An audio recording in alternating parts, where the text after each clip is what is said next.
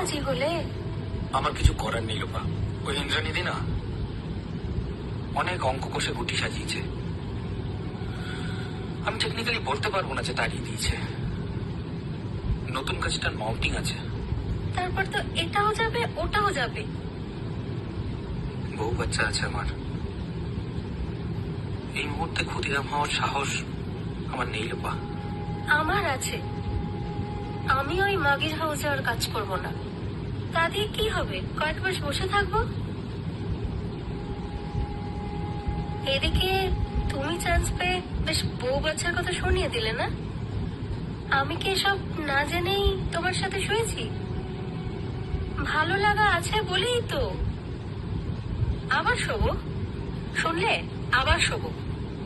অবশ্য তুমি না চাইলে সেটা অন্য কথা।